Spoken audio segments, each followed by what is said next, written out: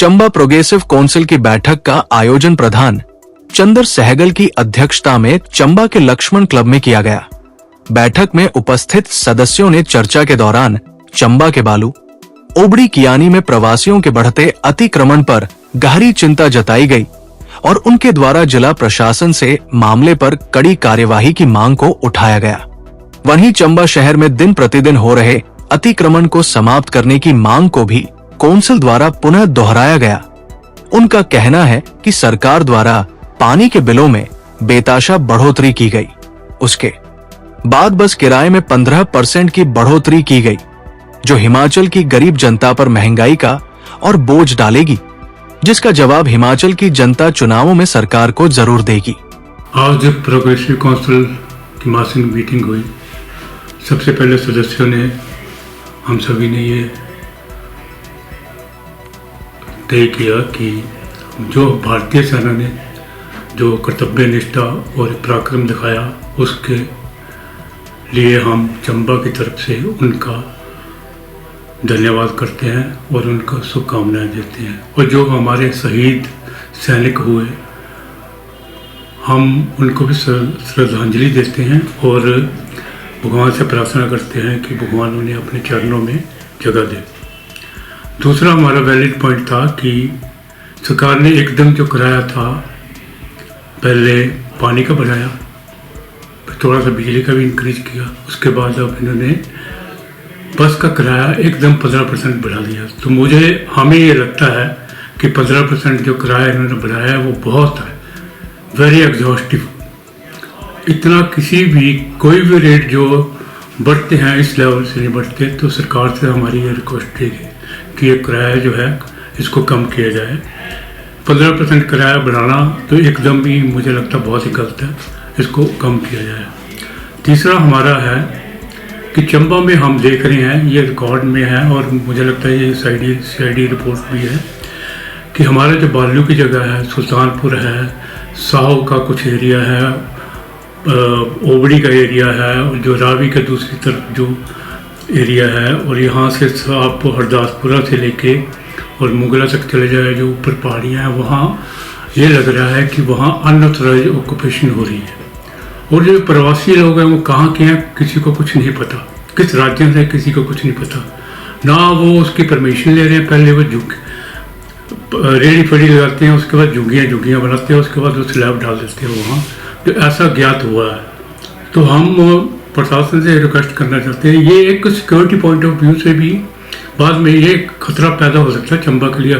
किसी को कुछ पता नहीं है कि ये लोग कहाँ से आ रहे हैं, किस राज्य से आ रहे हैं। हो सकता है हमारे जो साइड वाइज जो देश हैं वहाँ से भी आ सकते हैं, बांग्लादेशी भी हो सकते हैं, पाकिस्तान से भी हो सकते हैं। तो प्रशासन से हमारी ये करवत रिक्वेस्ट रहेगी कि इसके बारे में वो पता किया जाए और जितनी भी अनऑथराइज्ड ऑक्यूपेशन हुई है उसको खाली कराया जाए। तीसरा हमारा ये पॉइंट है कि जैसे हम हर बार रिक्वेस्ट करते आ रहे हैं कि पार्किंग की बड़ी प्रॉब्लम है, तो इस बार फिर हम प्रशासन से रिक्वेस्ट करना चाहते हैं कि 2 पार्किंग जो है वो प्रपोज हुई है। एक तो अंडर कंस्ट्रक्शन थी, वो बंद हो गई है, दूसरी अभी वहाँ काम शुरू होना है। तो मुझे ये लगता है प्रशासन को जल्द से जल्द उसका काम शुरू करवाना चाहिए। जो बंद हो चुकी है, जो जिसकी कंस्ट्रक्शन बंद हो चुकी है, उसका रिवोक स्टे करवाए और जो काम नया पार्किंग का शुरू होना है वो जल्द से जल्द शुरू कराए। ये हमारी प्रशासन से रिक्वेस्ट रहेगी। आज प्रोग्रेसिव काउंसिल की मीटिंग लक्ष्मण क्लब में हुई। सदस्यों ने सबसे पहले जो हमारे जान बहादुर जवान जिन्होंने अभी जो इंडो पाकिस्तान का जो कॉन्फ्लिक्ट हुआ है उसके अंदर इतना बहादुरी से उनका जो मुकाबला किया है और कैसे विजय हासिल की है, उसके लिए हम उनको मुबारकबाद देते हैं।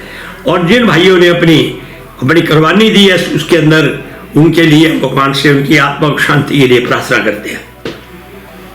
दूसरा बड़ी दुख की बात है ये कि अभी हिमाचल गवर्नमेंट ने पीछे पानी के बिल बढ़ा दिए थे, फिर इलेक्ट्रिसिटी बोर्ड के बिल बढ़ा दिए थे और अभी बस के किराए बढ़ा दिए 15%।